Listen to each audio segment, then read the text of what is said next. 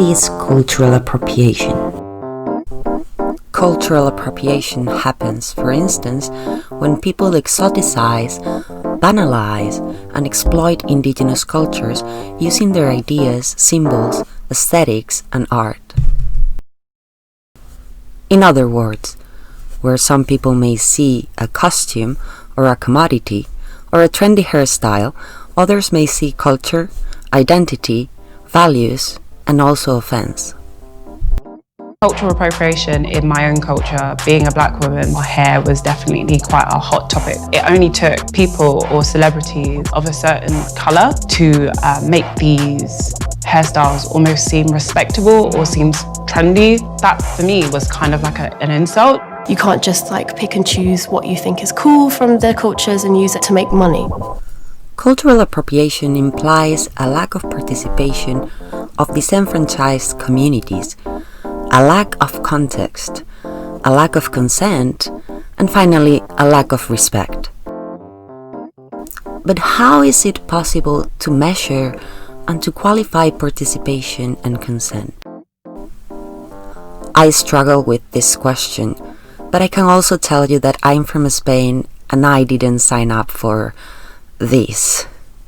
I fell in love with San Pedro. Madonna likes using aesthetics, music, and dance from different cultural contexts. One of her greatest hits, Vogue, was inspired in the ballroom culture, which emerged in New York in the 1980s. Is Madonna's song Vogue cultural appropriation? And first of all, what is Vogue and voguing? Voguing came from shade. Instead of fighting, you would dance it out on the dance floor, and whoever did the better moves was throwing the best shade, basically. So voguing is like a safe form of throwing shade. In a context marked by homophobia, transphobia, and racism, young queer people of color found a support community, a family, in ballrooms. There, they could embody the glamour and prestige that was often denied to them in the outside world. Ballrooms became spaces of affirmation, celebration, and collective recognition, especially for those who won the trophies for their houses. In ballrooms, people participated in the competitions as members of a house. My name is Angie Extravaganza, and I am the mother of the House of Extravaganza. Their families, kids with broken homes or no home at all. People compete, walk, in a variety of categories, including performance, modeling, and voguing. The name Vogue comes from the magazine. In voguing, dancers imitate the poses of models appearing in fashion magazines, and they also draw from other elements, such as martial arts. And how was Madonna's relationship with the ballroom community and culture? And then one night Madonna was there and she brought me to her and she was like, "This is the guy I was telling you about." And I'm like, I auditioned for her right there on the spot. She said, "I heard you do this Vogue thing and I want to see." Can we talk about cultural appropriation here? Seriously? Well, yes, seriously. Many people are asking those questions.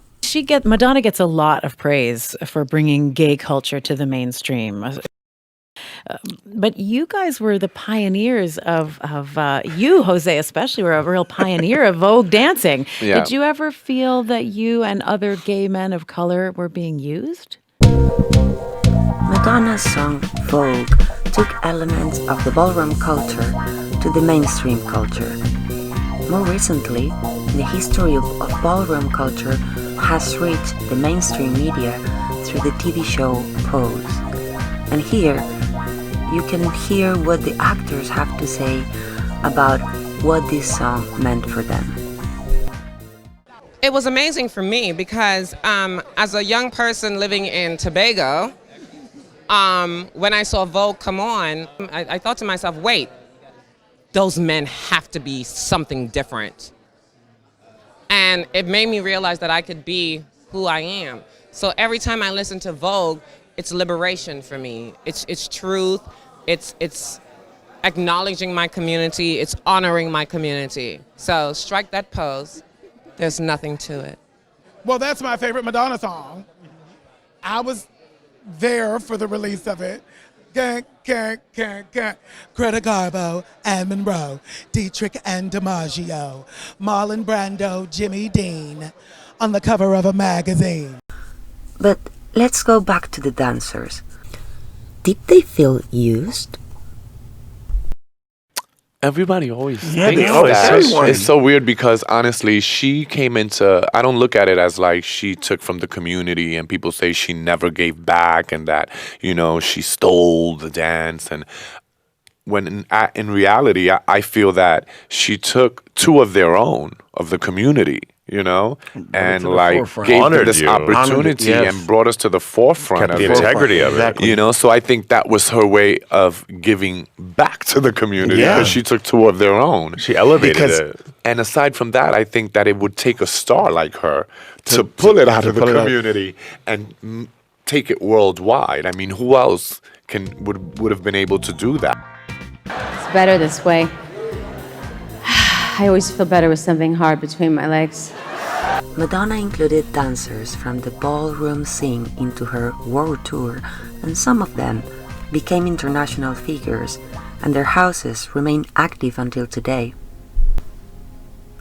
However, as Matt Baum explains, other members of the ballroom scene had very different and tragic experiences. And yet, the balls did not die out and actually became important allies in AIDS activism.